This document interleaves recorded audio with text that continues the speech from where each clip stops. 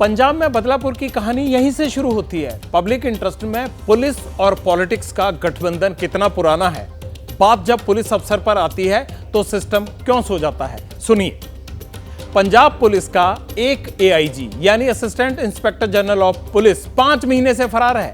राजजीत सिंह नाम है उसका। उस पर बेहद संगीन इल्जाम है। तरनतारन जिले में एसएसपी रहते हुए राजजीत सिंह ने अपने दागी इंस्पेक्टर के जरिए नशा तस्करों से मोटी कमाई की, ड्रग्स रिकवरी के केस खराब किए, तस्करों को फायदा पहुंचाया। ये सब इल्जाम है।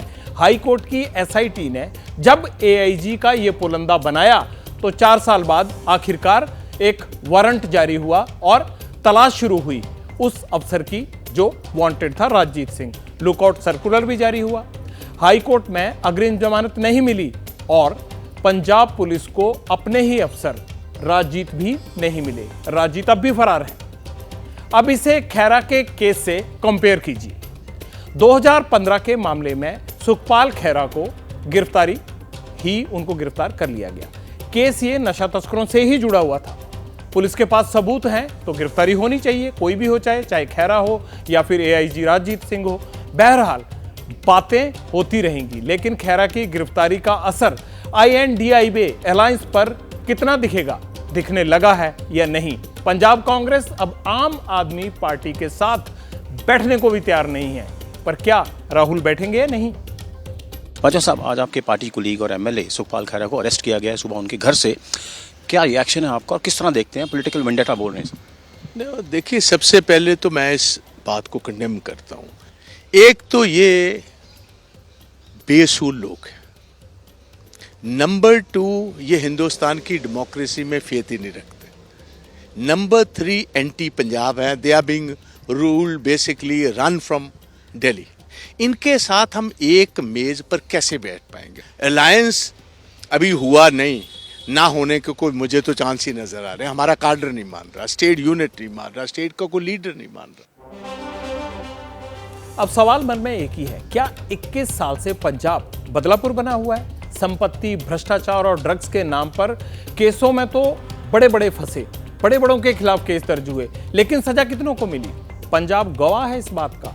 यहां सरकारें बदलने पर भ्रष्टाचार और जायदाद बनाने के और ड्रग्स के ऐसे संगीन मामले ढेरों दर्ज हुए, लेकिन उनमें ना तो कोई बड़ा नेता आज तक दोषी पाया गया और ना ही किसी को बड़ी सजा मिली। पंजाब में राजनीतिक बदलाखोरी में पुलिस केसों की शुरुआत 2002 में हुई। कैप्टन अमरिंदर सिंह ने बादल सरकार के भ्रष्टाचार को मुद्दा बनाकर कांग्रेस को सूबे की सत्ता दिलाई। सीएम बनते ही प्रकाश सिंह बादल, उनकी पत्नी सुरेंद्र कौर, बेटे सुखबीर सिंह बादल और उन सब सीनियर अकाली नेताओं के खिलाफ ताबड़तोड़ केस दर्ज किए गए जो बादल राज में मंत्री थे। बादल और उनके परिवार को गिरफ्तार भी किया गया। कैप्टन को लगा कि उनका ये सियासी अंदाज कांग्रेस को फिर पंजाब की सत्ता में रिपीट कराएगा, लेकिन ऐसा हुआ नहीं। 2007 का चुनाव कांग्रेस हार गई। बादल फिर पंजाब के सीएम बने और विजिलेंस ब्यूरो ने कैप्टन और उनके परिवार के साथ वही किया जो बादल और उनके परिवार के साथ हुआ था। कैप्टन और उनके बेटे के खिलाफ भ्रष्टाचार के मामले दर्ज हुए। कई मंत्रियों और नेताओं का नंबर भी लगा। 2012 तक यही सब चलता रहा। कांग्रेस को बड़ी उम्मीद थी सत्ता परिवर्तन की, लेकिन 2012 में भी अकाली दल और बीजेपी गठबंधन रिपीट हो गया। अगले 5 साल सियासी पैचअप में निकले। कैप्टन के बनाए भ्रष्टाचार के मामलों में बादल अदालत से बरी हो गए और कैप्टन के खिलाफ चल रहे केस जांच एजेंसी यानी पंजाब विजिलेंस ब्यूरो ने खुद ही बंद करवाने शुरू कर दिए। सरकार ने भी कोई ऐतराज नहीं जताया।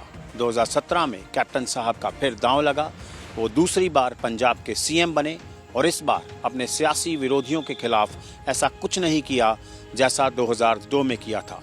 सिर्फ बादल राज में केस दर्ज करने वाले पूर्व डीजीपी के खिलाफ केस किए। बादल इस पर खामोश रहे।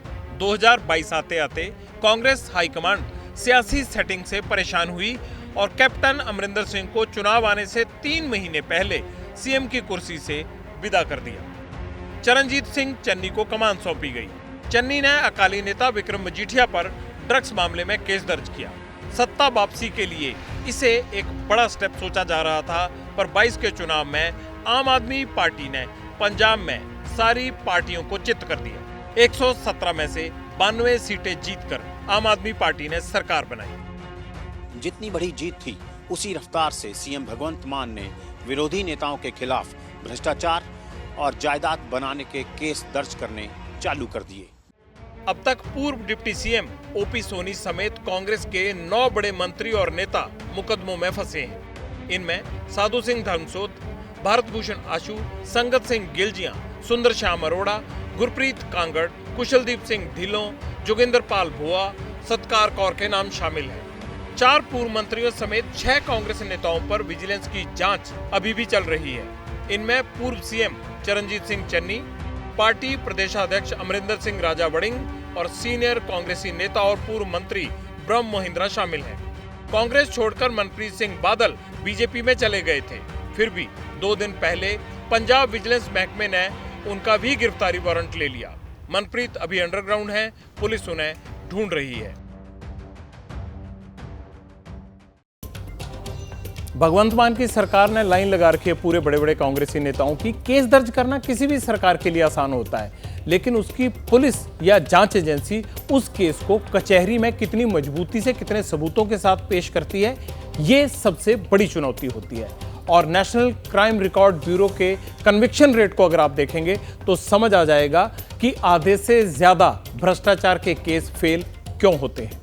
2019 में करप्शन के 44% मामलों में दोष साबित हुए, यानी आधे से भी कम केसेस में दोष साबित हुए।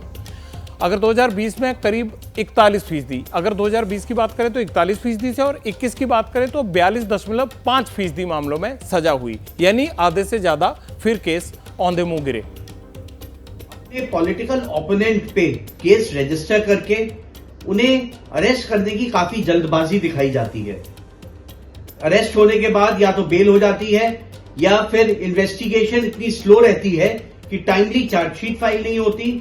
आरोप पत्र फाइल होने के बाद भी जो प्रोसिक्यूशन का केस का प्रोसिक्यूशन है वो इतनी स्लो चलता है कि उसमें कन्विक्शन की हम जो मात्रा परसेंटेज देखते हैं वो बहुत ही कम होती है।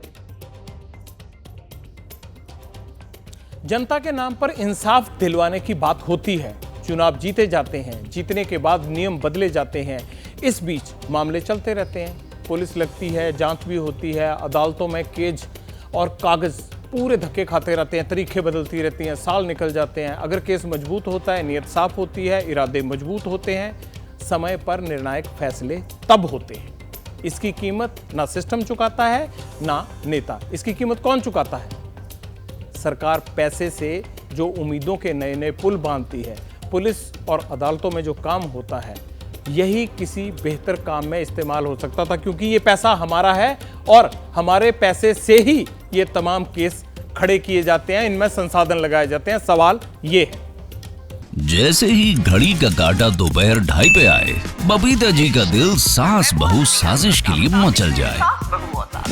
और ये है इनकी बहू, पूरे दिन ऑफिस की टेंशन हो जाए गॉन जब ये करें अपना फेवरेट शो फ्री टाइम पे ऑन। इनकी तरह आप भी देखें अपना फेवरेट शो अपने टाइम पर और डाउनलोड कीजिए एबीपी लाइव ऐप अपने स्मार्ट टीवी पर।